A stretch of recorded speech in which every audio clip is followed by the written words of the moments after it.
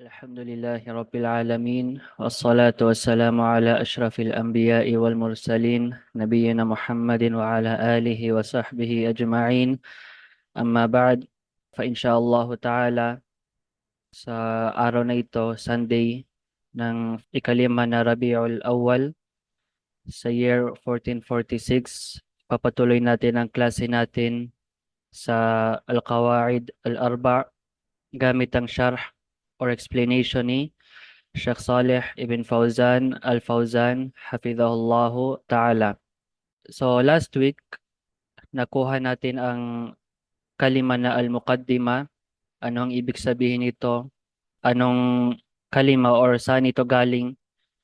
At kinuha rin natin ang ibig sabihin ng Alhamdulillah, kung anong ibig sabihin ng Alif Lam sa Alhamdulillah, at ang pagpaliwanag ni Imam As-Sa'di sa kanyang tafsir tungkol sa kalima na Alhamdulillah, at ni Abu Ja'far Ibn Jarir At-Tabari sa kanyang tafsir kung anong ibig sabihin ng Alhamdulillah. So bilang pagpatuloy, binanggit ni Ibn Kathir rahimahullah ta'ala ang sharh, ang pagpaliwanag ni Ibn Jarir At-Tabari sa kalima na Alhamdulillah sa kanyang tafsir. Binanggit ni Al-Hafidh Ibn Kathir rahimahullah ta'ala ang explanation ng Alhamdulillah ni Ibn Jarir sa kanyang tafsir, sa tafsir Ibn Kathir. So inulit lang ang sharh or ang pagpaliwanag ni Ibn Jarir at Tabari rahimahullah ta'ala. Ito ang una. At ikalawa, sa buong Quran, meron tayong 5 sura, meron tayong 5 chapter o kabanata na nagsisimula sa Alhamdulillah. At hindi ko ito babanggitin kung anong mga sura ito. So nasa inyo na ito kung hahanapin ninyo sa Quran ang 5 sura na ito. At gayon din banggitin natin ang isa sa mga ahadith tungkol sa kalima na Alhamdulillah. وعن جابر رضي الله عنه عن النبي صلى الله عليه وسلم قال أفضل الذكر لا إله إلا الله. Mula kay Jabir radiyallahu anhu na mula kay Propeta Muhammad sallallahu alaihi wasallam na nagsabi na ang pinakamainam na dhikr, ang pinakamainam na paalala ay la ilaha illallah. Walang ibang Diyos or walang ibang bagay ang karapat dapat sambahin maliban sa Allah. Wa afdalud du'a, at ang pinakamainam na dua, ang pinakamainam na panalangin ay Alhamdulillah. Ang pinakamainam na dua ay Alhamdulillah. At ang hadith na ito ay inulat ni Ibn Majah wan Nasa'i sa kanilang sunan at ni Ibn Hibban sa kanyang sahih, at sinabi ni Al-Hakim na ang isnad o ang chain ng hadith na ito ay sahih, at sinabi ni Sheikh Al-Albani rahimahullah ta'ala ang hadith na ito ay hasan. Ito ang kahulugan ng Alhamdulillah. At sinabi ni Sheikh Saleh Al-Fawzan hafidhahullah ta'ala sa kanyang muqaddima, Alhamdulillah wa sallallahu wa sallam ala nabiyyina Muhammad. At ang phrase na ito, wa sallallahu wa sallam, ito ay mula sa mga alfaz ng sharia natin, mula sa mga salita na ginagamit natin sa ating relihiyon. So, hindi natin ito i-explain ano ang literal na ibig sabihin nito. So, ang ibig sabihin ng wa sallallahu wa sallam, sa sinabi ni Ibn Kathir rahimahullah ta'ala sa kanyang tafsir, si Ibn Kathir rahimahullah ta'ala, Al-Hafidh Ibn Kathir, namatay 774 after Hijrah. 774 after Hijrah, at mula sa mga estudyante ni Sheikhul Islam Ibn Taymiyyah rahimahullahu ta'ala. At hindi lang siya mufassir, hindi lang siya isang alim sa tafsir, isa rin siyang muhaddith, isa sa mga ulama sa al-hadith. Sinabi niya sa kanyang tafsir na sinabi ni Imam al-Bukhari rahimahullah ta'ala, at si Imam al-Bukhari rahimahullah ta'ala namatay 256 after Hijrah. Namatay siya 256 pagkatapos ng Hijrah ng Propeta Muhammad sallallahu alaihi wasallam. At si Imam al-Bukhari rahimahullah ta'ala may kitab siya, may aklat siya na sahih. o tinatawag natin, kilala natin as Sahih al-Bukhari. At ito ang pinaka-authentic na kitab na aklat pagkatapos ng Quran ng Allahu Azza wa Jal, ang Sahih al-Bukhari. So sa Sahih al-Bukhari, hindi lang natin mahanap dyan ang mga ahadith ng Propeta Muhammad sallallahu alaihi wasallam. Minsan binabanggit niya ang iba't ibang mga paliwanag ng mga sahaba, iba't ibang mga salaysay, athar ng sahaba o ang tabi'in. Sinabi ni Imam al-Bukhari rahimahullah ta'ala na sinabi ni Abul Aliya, at si Abul Aliya isa sa mga ulama ng tabi'in. Isa siya sa mga scholar ng at-tabi'in. Kapag sinasabi natin na at-tabi'in sila ang mga naabutan nila ang mga sahaba radiyallahu anhum. Mga estudyante ng mga sahaba, mga kasamahan ng Propeta Muhammad sallallahu alaihi wasallam, at hindi nila naabot ang Rasulullah sallallahu alaihi wasallam. So sinabi ni Ibn Kathir rahimahullah ta'ala na sinabi ni Imam al-Bukhari na sinabi ni Abul Aliya rahimahullah ta'ala ang ibig sabihin ng salatullah, thana'uhu alayhi indal malaika. Ang ibig sabihin ng salatullah, ang sala ng Allahu Azza wa Jal para sa Propeta Muhammad sallallahu alaihi wasallam, ito ay thana'uhu alayhi indal malaika. Ito ang pagpuri o ang pagbanggit ng Allahu Azza wa Jal ang Propeta Muhammad sallallahu alaihi wasallam sa mga malaika, sa mga anghel. Ang ibig sabihin ng salatullah, ito ang pagbanggit ng Allah subhanahu wa ta'ala sa Propeta Muhammad sallallahu alaihi wasallam sa mga malaika, sa mga anghel. At sinabi rin niya, wasalatul malaika, at ang pagsala ng malaika ay ad-du'a. Ang pagsala ng malaika ay ad-du'a. So mayroon tayong salatullah o salatul malaika, ang pagsala ng Allah at ang pagsala ng malaika para sa Propeta Muhammad sallallahu alaihi wasallam. Ang una, ang salatullah ay ang pagbanggit sa Propeta Muhammad sallallahu alaihi wasallam sa mga anghel, at ang salatul malaika ay ang dua. At sinabi ni Abu Isa at-Tirmidhi rahimahullah ta'ala na sinabi niya na isinalaysay ni Sufyan al-Thawri at iba pang mga ahlul ilm, iba pang mga scholar, na sinabi nila ang salatul Rabb, ang pagsala ng Panginoon natin sa Propeta Muhammad sallallahu alaihi wasallam ay ar-Rahma. Ito ay ar-Rahma or ang awa, ang mercy ng Allah Azza wa Jal. Wa salatul malaika, at ang pagsala ng malaika ng anghel para sa Propeta Muhammad sallallahu alaihi wasallam ay al-istighfar. Al-istighfar, at ang ibig sabihin ng al-istighfar, ang paghingi ng kapatawaran. So ulitin ko, sinabi ni Abu Isa at-Tirmidhi rahimahullah ta'ala, si Imam at-Tirmidhi mula sa mga estudyante ni Imam al-Bukhari, sinabi niya na sinabi ni Sufyan al-Thawri na at iba pang mga ulama, iba pang mga ahlul ilm, na ang salatul Rabb, ang pagsala ng Ar-Rabb, ng Panginoon, ay Ar-Rahma, ay ang awa. O salatul malaika, at ang pagsala ng malaika ay al-istighfar, ang paghingi ng kapatawaran. At sa tafsir ni At-Tabari rahimahullah ta'ala, sinabi niya, haddathani Ali, قال حدثنا أبو صالح قال حدثني معاوية عن علي عن ابن عباس. Pagkatapos ibinanggit ang isnad papunta mula kay Imam At-Tabari papunta kay Ibn Abbas radiyallahu anhuma, sa kasabihan ng Allah Azza wa Jal sa Quran, Inna Allah wa malaikatahu yusalluna ala nabi, ya ayyuhalladhina amanu sallu alayhi.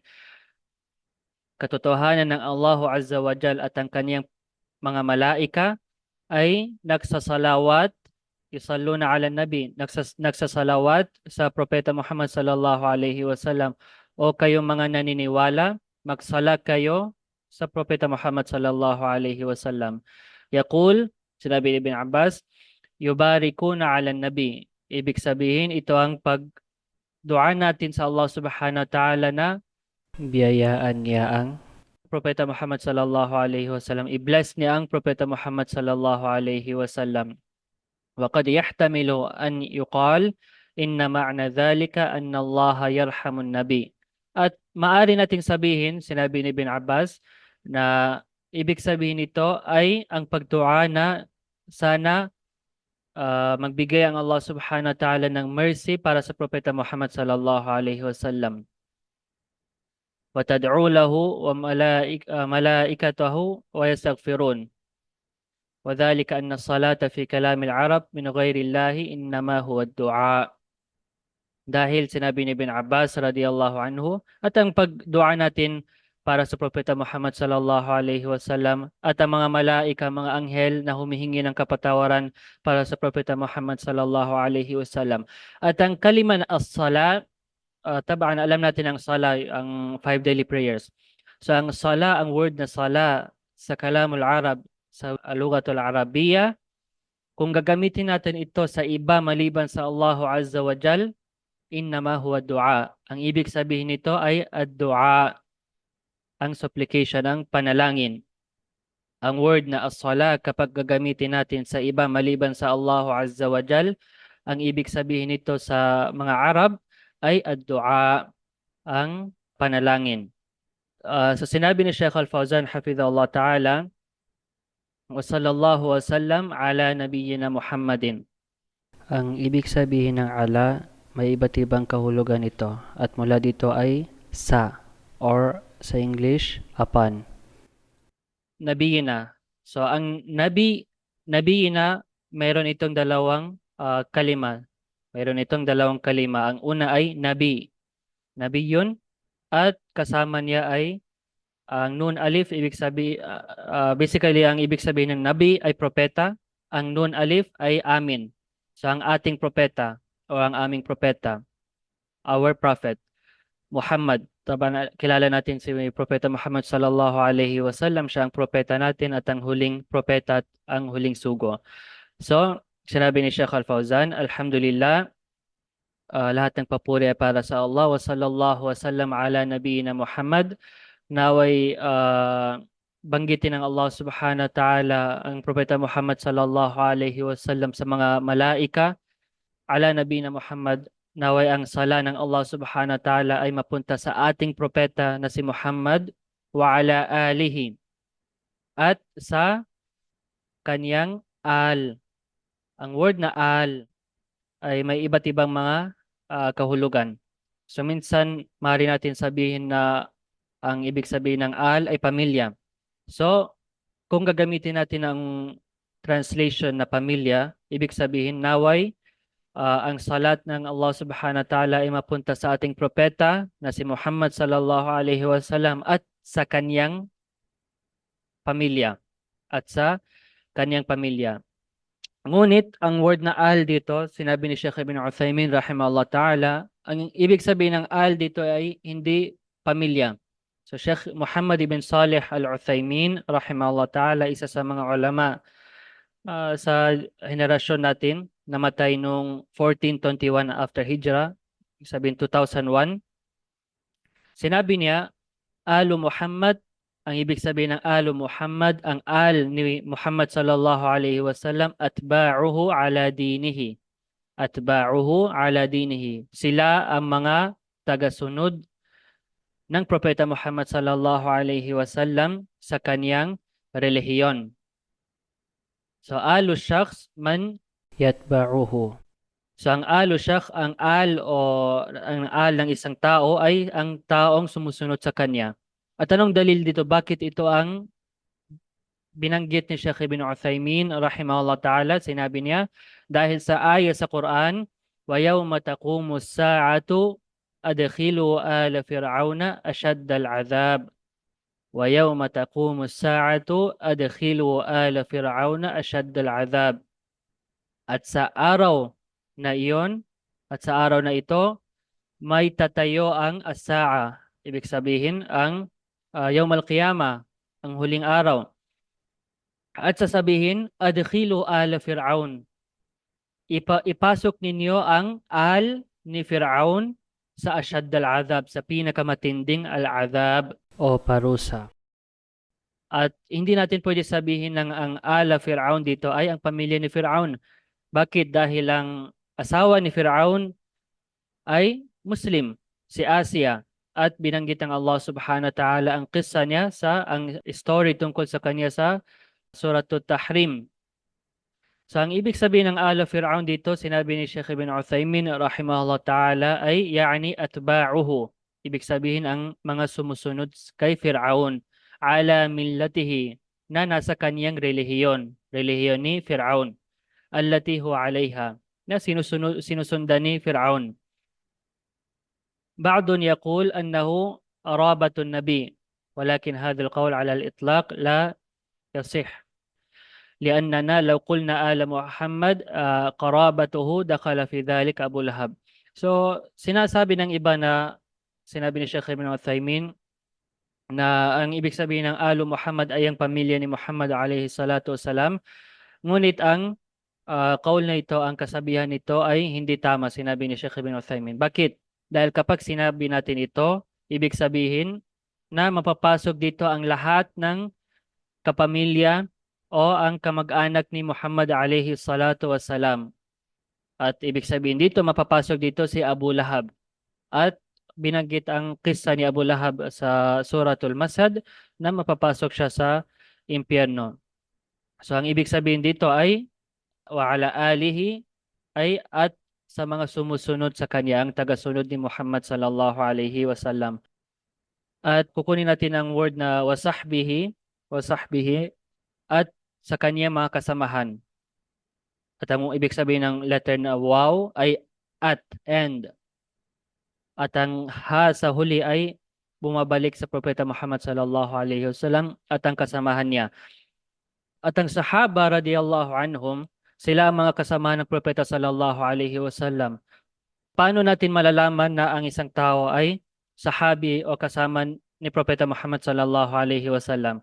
So sinabi ni Al-Hafidh Ibn Hajar Al-Asqalani rahimahullah ta'ala, namatay 852 after Hijrah. Sinabi, may kitab siya, may isang aklat siya, Al-Isabatu fi Tamyiz Sahaba. At dito binanggit niya ang iba't ibang mga pangalan at information tungkol sa mga sahaba radiyallahu anhum. Ang ibang mga taba, ibang mga print umaabot ng 16 volumes. Ang kitab na Al-Isaba fi Tamyiz Sahaba. At sinabi niya dito, wal asahhu ma qila fi ta'rif as-sahabi, at ang pinakamainam na definition na binanggit tungkol sa kung sino ang isang sahabi ay man laqiya an-nabiy sallallahu alayhi wa sallam fi hayatihi musliman wa mata ala islamihi. Sino man ang na-meet niya ang Propeta Muhammad sallallahu alayhi wa sallam sa kanyang buhay, habang buhay pang Propeta Muhammad sallallahu alayhi wa sallam bilang isang Muslim at namatay siya sa al-Islam. At namatay siya sa al-Islam bilang isang Muslim. At sinabi ni Ibn Hajar, in-explain niya ang kalima nito, man laqiya Nabi sallallahu alaihi wasallam, sino man ang na-meet niya ang Propeta Muhammad sallallahu alaihi wasallam, jinsun fi ta'rifi yashmalu kullu man laqiyahu fi hayatihi. Mapapasok dito lahat ng mga tao na na-meet nila ang Propeta Muhammad sallallahu alaihi wasallam sa buhay niya. وأما من رآه بعد موته قبل دفنه صلى الله عليه وسلم فلا يكون صحابيا. At sino man ang nakita nila ang Propeta Muhammad sallallahu alaihi wasallam pagkatapos namatay ang Propeta Muhammad sallallahu alaihi wasallam, bago inilibing ang Propeta Muhammad sallallahu alaihi wasallam, hindi siya matatawag na isang sahabi. Kapag namatay ng Propeta Muhammad sallallahu alaihi wasallam at may nakakita sa kanya bago siya inilibing, hindi siya matatawag na sahabi, tulad ni Abu Dhu'ayb al-Hudhali.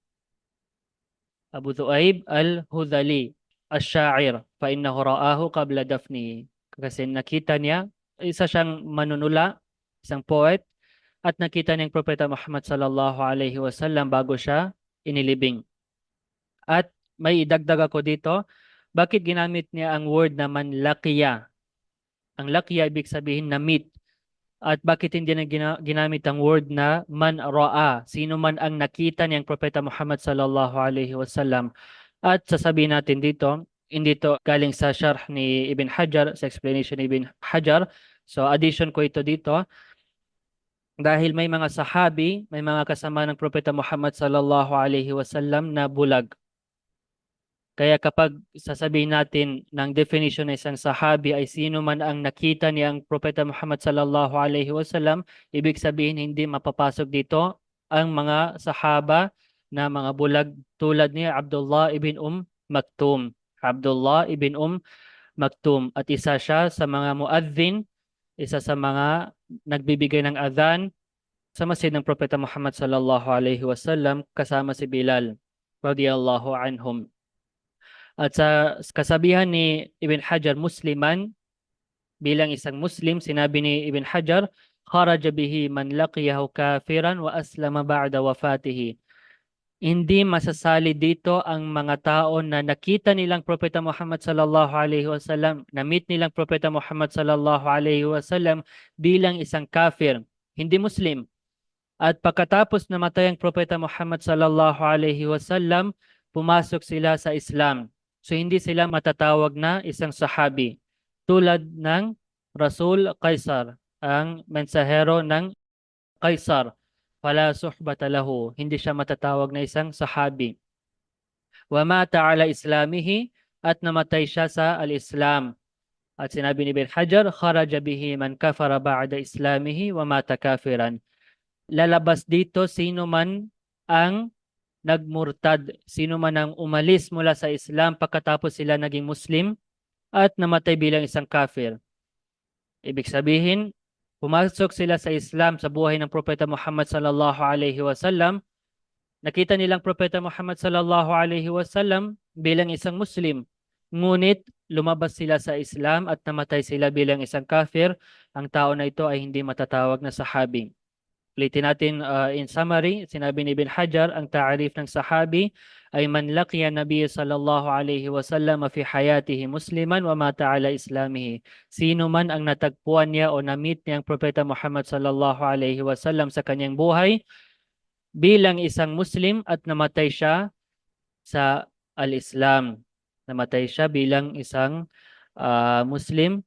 At kukunin lang natin ang isang kalima. May isang kalima na binanggit na siya, Fauzan, wa ala alihi o wa sahbihi wa ba'd. At ang ibig sabihin ng wa ba'd ay pagkatapos. Ibig sabihin, pagkatapos niya binanggit ang introduction ng mukaddima, meron siyang sasabihin. Pagkatapos niya pinuri ang Allah subhanahu wa ta'ala at nagsalat at nagsalam sa Propeta Muhammad sallallahu alaihi wasallam at ang mga sumusunod sa kanya at sa kanya mga sahabi, sinabi ni wa ba'd bilang pagsunod.